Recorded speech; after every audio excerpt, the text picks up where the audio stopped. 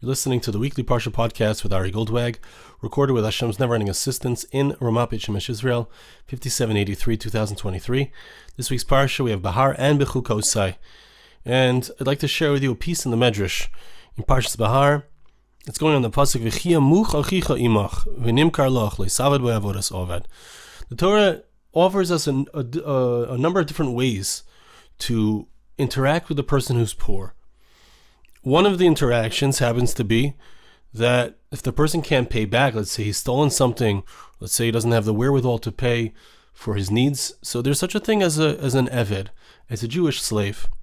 And we're not going to get into the concept of the Jewish slave, but the Medrash is going on this pasuk when it speaks about different ways of dealing with people who are poor, those who have less than us, those who need tzedakah, those who need charity. And we're going to see that there are four different possibilities as to how much a person needs the charity. And still we're going to see that in all of these cases, in all these situations, there's an appropriate way of interacting with these people. Reb Simon b'shem Rabbi Eliezer Omer, ba'ar b'shitin. Reb Simon, in the name of Rabbi Eliezer, says that there are four different situations. Mihu she'asa chesed and mi she'lo hayu tzrichin. We find that who is it that did kindness with somebody who didn't actually need the kindness? Avraham and Malachei Asharis. We find that Abraham, with the angels who came to visit him, to inform his wife that they're going to have a child, to inform him about the destruction of Sodom. So the verses describe how he came out and he greeted them and he provided them with food. He was standing over them, they were under the tree and they ate. Did these angels eat anything? So they made it appear as if they were actually eating. But the truth is, they were angels. Angels don't need to eat food. So Avraham Avinu was doing kindness. Of course, he wasn't aware of the fact that these were angels. But Avraham Avinu, Abraham, did kindness to those who did not need the kindness. So is that a milah? Is that a positive thing to give somebody food when they don't need to eat? Now,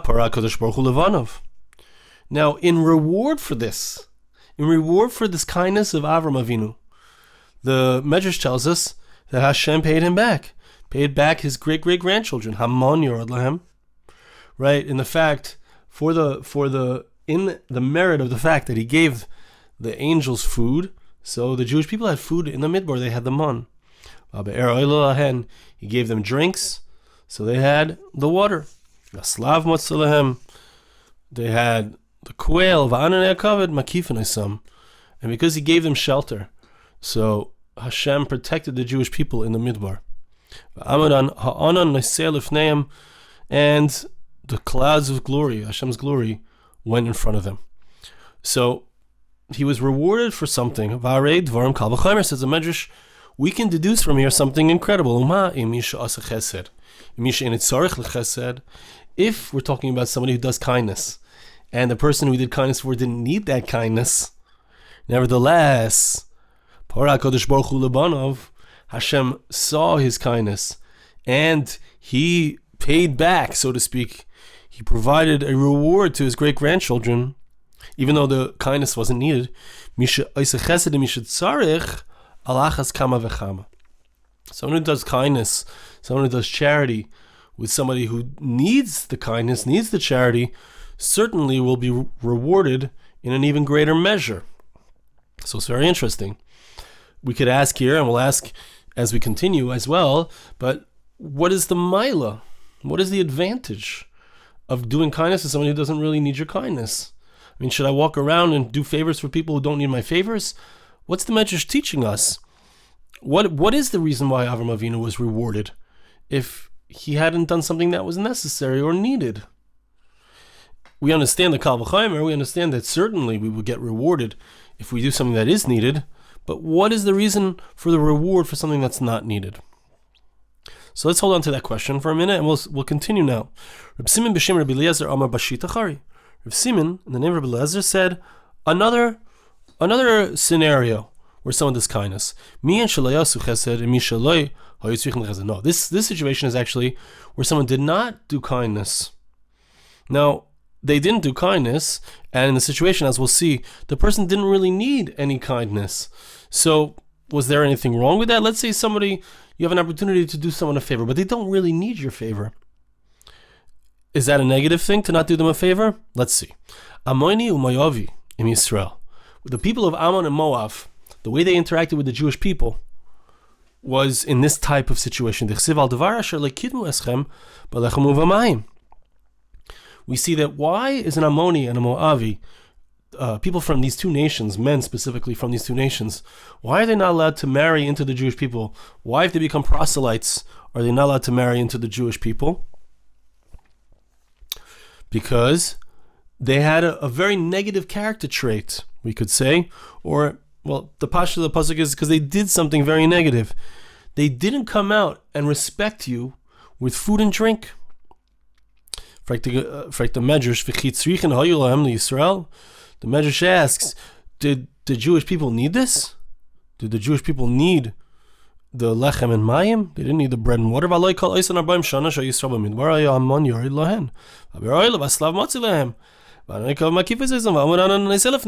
Exactly what we said was the reward of Avraham Avinu for his having done kindness, which wasn't necessary, but nevertheless, he received reward. His great-great-grandchildren received reward. Why did they receive reward? Because of Avraham. So they had all these things. They had bread, they had drinks, they had quail, they had full protection. They didn't need anything else. They didn't need any bread and water. What's the big deal? Amon and Moav didn't give them bread and water. They didn't need it. But there was something lacking in their decency, their simple human decency, their proper respect for other people. It's derech eretz. Somebody is traveling. Someone comes to your home when they were just traveling. You give them food. You give them a drink. It's common decency, human decency. But they didn't do that. They didn't have the common decency. Now, what's the result of the Amon and Moav people not having the common decency to give food and drink to the Jewish people who didn't need it, but nevertheless they should have done it? So the result is that they're not allowed to marry into the Jewish people. So the Medrash, another Kal V'chomer.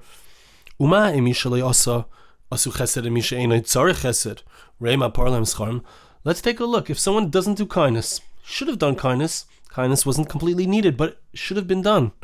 And what's the result? We see the result. They're not allowed to be part of the Jewish people, which is a spiritually devastating result. So if I don't do kindness for those who need kindness, the result is going to be that someone who doesn't do kindness for those who need kindness is going to have a very negative result. Certainly, someone who doesn't do kindness for someone who does need kindness, just making sure that I said that, certainly is going to have a negative result. He's done something which is spiritually devastating. Now, again, it's interesting here. Why are they being punished? For not doing something which wasn't necessary. Right? By Avraham Avinu, he was rewarded for something that wasn't needed. Here they're being punished for something that's not needed. Why is there a punishment for not doing something that's not needed? And why is there a reward for doing something that is needed? What is the idea of derech eretz? It's the way of the world. It's proper human decency. What makes it human decency? If it's not needed, it's not needed. What's the concept here? What's the depth?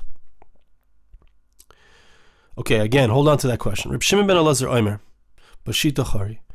Reb Shimon ben Elazar says another situation. Miush asa chesed and misha chayav loy. This one is interesting. What about doing kindness for somebody who you owe them? They did something to help you, and you're now doing kindness for them. So is that a great thing? Or maybe that's just a nice thing, because I'm saying it's the right thing to do. Someone does you a favor, you do them a favor back. Let's see what it says. Yisro and Moshe. Miush asa chesed and misha chayav loy. Yisro and Moshe. Who do we find that the Torah describes the kindness that he does for somebody who had done him a favor. This is Yisro, the father-in-law of Moshe. He said to his daughters, wow, this man helped you, he saved you, he took care of you, he gave you and your animals to drink. So call him and we'll make sure to give him bread. Rabbi Simon says that he actually was giving him, he said, bring him in, we're going to feed him. Let's feed Moshe. Let's feed this person who helped you out. So he was really paying back in a certain sense. He was doing him a favor, bringing him in, giving him a meal. But at the same time, he had done his daughters a favor. He had done a favor for his kids. So he owed him. Okay, there's a question here, discussion exactly if Moshe Rabbeinu did it for the girls, if he did it for him, for the other shepherds as well. Was it really such a great thing? But the pashtus is that he did something. Moshe Rabbeinu did something to help Yisro's daughters, and Yisro felt indebted, and he repaid him. He did kindness. Now, what was the reward of Yisro for doing this kindness to Moshe Rabbeinu? When did God pay back the reward? The reward was paid back. There was an outstanding debt, and it was paid back in the times of King Saul. Shaul HaMelech. What does it say? When Shaul came to destroy the people of Amalek, to kill them all, so the people of Amalek were mixed up together with the people of the Canaanite people. The Canaanite were the great-great-grandchildren of Yisro.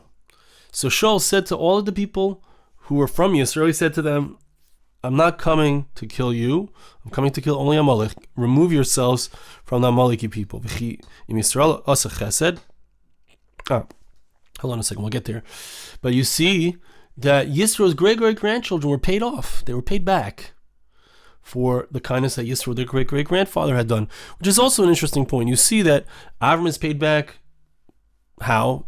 By giving to his grandson. I mean, there's no question that a grandparent, enjoys seeing his children, his great-grandchildren taken care of. But what is the idea that Avraham is paid back for his children's, but he's paid back when his children receive something? What does it mean that Yisro is paid back when his children receive this kindness? Now so again, we need to answer that question. We're going to come back to the question. Now the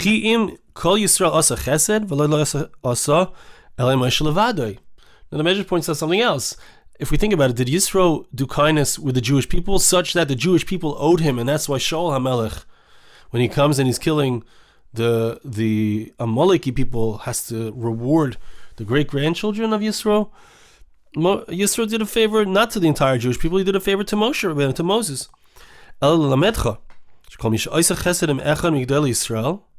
This teaches us that whoever does kindness for one of the great people of the Jewish people,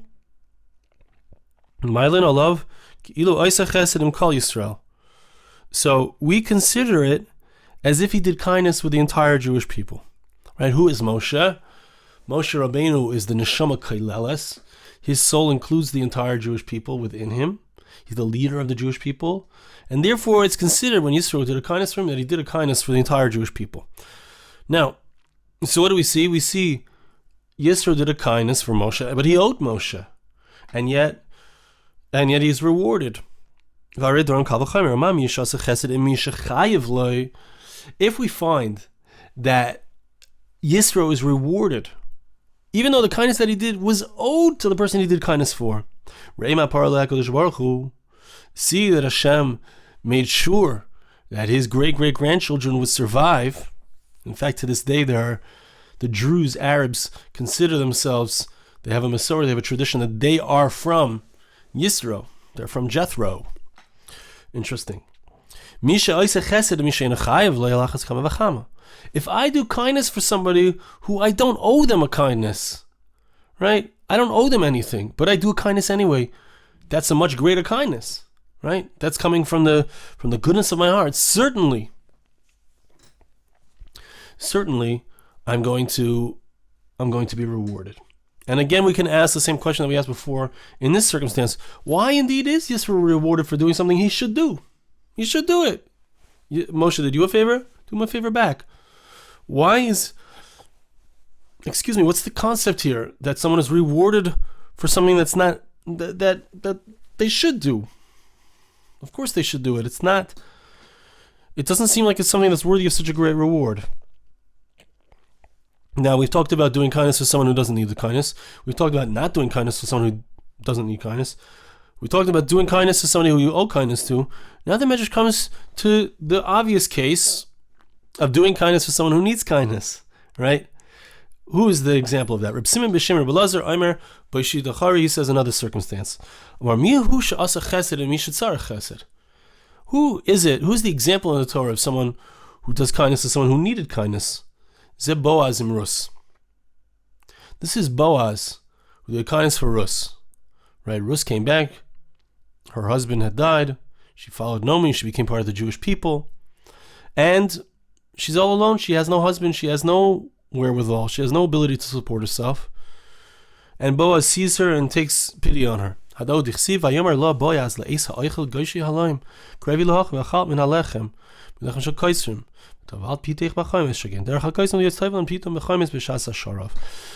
says that Boaz saw Ruth, didn't want her to get mixed up with people who would take advantage of her. She was very beautiful. She was a princess of the Moav people.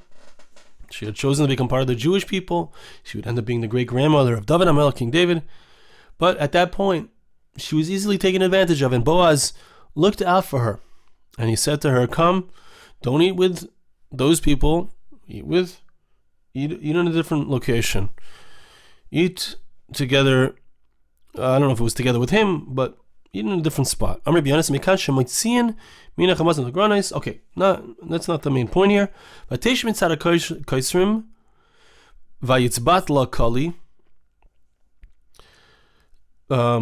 So what happened?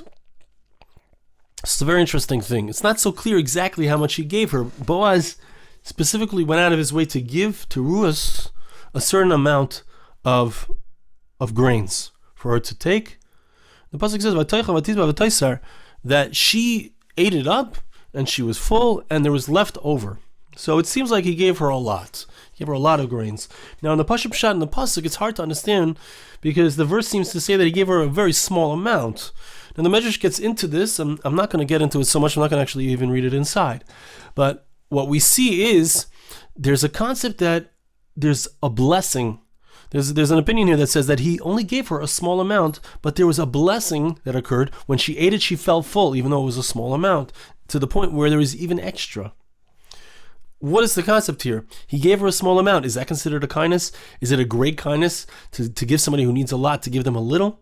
The Medrash seems to be saying something much deeper here, and perhaps we'll just mention it for a short moment. What is the point here in the Medrash on this particular point? It seems to me that the Medrash is saying that, let's say I give what I can give. Let's say I can't give a lot. Boaz was a wealthy man, so I'm just saying that this is a possible understanding what the Medrash is trying to teach. Boaz gave a small amount, but that small amount was mizbarich b'meyav, which means that there was a blessing on it. There's a blessing on it. A blessing comes. What is the concept of a blessing? It means that there is a special recognition that it's from Hashem. Wherever you have godliness, you have a greater amount of fullness. You have everything that you need. In a place where you sense Hashem, you have everything that you need, even if it's a small amount, or it seems to be a small amount, you have everything that you need.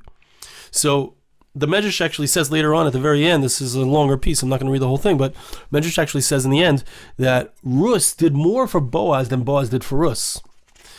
Which means that when a person gives tzedakah, so they have a greater advantage in a certain sense, even though they're doing something for the poor person seems to be getting the money, right? But the person who gave the charity, he himself becomes expanded through his giving. It's a paradox. I give away money, but I become expanded. Boaz gives a small amount to Ruth, and there's an expansion. The small amount that he gives her is more than she needs. It ends up being more than she needs. There's an expansion that occurs on the part, really both sides, on the part of the one who receives it and also on the part of the one who gives it. So it's this very interesting lesson over here, right? Obviously, we've been saying the whole time, Kal v'chaimer is certainly, if you give to someone who needs, certainly you're going to be rewarded. Here we're seeing that in the story of Boaz and Ruth, he is rewarded, number one, in the simple sense, as the Meforshim explained, in the money aspect of it, he's rewarded that blessings come to him, to his grain, because he gave that grain to somebody who needed it. Blessings are apparent on the grain itself, even though it was a small amount, that it filled her up and made her feel full, and there was extra, even though it was a small amount to begin with. And another aspect, which isn't really mentioned here, is that his very giving to Ruth ended up being that he would marry her, and they were only together for a very short time. He married her and he died the next day, as our Chazal tell us, but he had a child, and that child would end up being the grandfather. He ended up as the great-grandfather of King David, of David HaMelech. So this kindness that he did for her had a boomerang effect for him. And the Medrash is teaching us that every time we do a kindness for somebody else, it affects us. That's really the essence. Now let's think about this, right? Let's see that mishpat, that statement, when I do a kindness to somebody else, I'm the one who benefits from it, is really the explanation for all the questions that we asked. We said, why is it that Avraham Avinu is rewarded? Why is he rewarded for doing something that they didn't need? Now, if we just see kindness as something, you do something that they need. So it's about helping the other person. So then that's one aspect of it, and that's true. But there's another aspect of it, that when I do a kindness, when I give charity, when I do a favor for somebody else, I bring somebody into my house. I feed them. I do achnas zarchim. In Eretz Yisrael, we have opportunities to do that. We have bacharim, and we have young women who are studying in Israel. Do they really need our food? Do they really need us? They could stay in their school. They could stay in their yeshiva. But there's a inyan of kindness. It's achnas zarchim. Because what is the idea? It changes me. That's the essence of it. There's a blessing that's found in my life. I have brought godliness into my life. Hashem didn't need to create the world. He didn't need to create us. He was perfect before, he's perfect after. Right? But still, he wanted to create a world, and he does kindness for free, even though it's not needed, even though it's not necessary. So when we do kindness, even if it's not needed, we are also emulating Hashem. We are bringing godliness into our world, and we become expanded through it. So even if it turns out afterwards that the kindness wasn't needed, but I did an action of goodness, I did a godly act, I became higher and greater because of it. And not only that, we asked, so before we get to the other question, so let's look also, why was it so terrible that Amon and Moav didn't do derech eretz? They didn't have common decency to give the wayfarers some bread and drink. It's a big chisaron. It's a terrible lack in a person if they don't have a desire to give, if they don't take every opportunity to give, even if it's not needed, but I should still offer. Why? Because God is always giving. God is constantly giving. Whenever I make an offer to give, even if it's not needed, I become more godly. And when someone doesn't make that offer, when the Amon and Moav people didn't make that offer, they became disconnected from Hashem. They became disconnected, and they and their grandchildren, notice, which brings us back to the other question, but they're punished, and their children and grandchildren, great-grandchildren, the men cannot enter into the Jewish people. They can convert, but they can't marry. They can't marry the rest of the Jewish people. Now, why? Why can't their children? And why do the children of Avraham and the children of Yisro, why are they rewarded? Yisro also, he was doing kindness to someone who didn't need who he owed the kindness to, right? But still, when you do a kindness, even if you owe the kindness, you become a greater person through that. The very fact that you're doing kindness makes you godly, even if you owe the kindness. That's the message here, and it changes you, and it changes your children, and it changes your grandchildren. The Jewish people have been transformed because of the kindness of Avraham Avinu. When we do kindness, it infuses into our DNA a different type of DNA. We are different people. We come from Avraham Avinu. We are those who are kind. Baishanim, Gam lechasadim. We have three attributes. I forgot the first one. Gomel Chasadim is one of them. We do kindnesses. Why? Because we have that spiritual DNA. Yisro had it inside of him as well. He also did that kindness, which is why he merited that his daughter would become part of the Jewish people, marry Moshe Rabbeinu. What an incredible schus, what a merit. But he had it, and therefore his great-great-grandchildren were rewarded. They didn't need to be destroyed. They weren't denied. And to this day, the Jews, they have a tradition that they can convert at the age, I think, of 50 to Judaism. They're welcome. They're welcome to join us. Why? Because they have Yisro's children, his grandchildren, his great-grandchildren have the midah of kindness. Amon and Moav are lacking that midah of kindness. They don't have that. And how is it expressed? And what is the reward? Hashem gives them drink and food and protection and all that they need. The reward is all-encompassing. Why? And Anan Yaakov, God's presence is there. Why? Because when we are doing kindness, we are living with God in our lives. We are infused with the blessings that Boaz had and that Ruth had, which is ultimately what? Who are they the great-grandparents of? David HaMelech. Who is he the great-grandparent of? Mashiach, the Messiah, because the Messiah, the Messianic age, is all about the revelation of Hashem in the world. So that's what we're after. It's an incredible lesson, and it's an incredible deep truth. When we involve ourselves in kindness, whether it's charity, or whether it's just simply being nice to other people, smiling at other people, giving people a hand when they need a hand, whether they need it or not. When we are involved in kindness, so we are transformed. We become different people. We become worthy of the title of Bnei Avraham, Yitzchak, and Yaakov, the children of Abraham, Isaac, and Jacob. And we merit to be connected also to Boaz and to Ruth and to the concept of Mashiach. I want to bless you. I ask you, to bless me as well. Hashem should help us, that we should be able to incorporate this idea. We should be able to recognize the importance of doing kindness for others, for those around us, and take all the opportunities, whether it seems like it's really needed or not. Take all the opportunities that we can to become greater people, more infused with godliness in our lives. Thank you so much for listening. Have a wonderful Shabbos. This podcast was made possible through the gracious donations of listeners like you. For more podcasts like this, please visit www.arigoldwag.com or search on iTunes Ari Goldwag.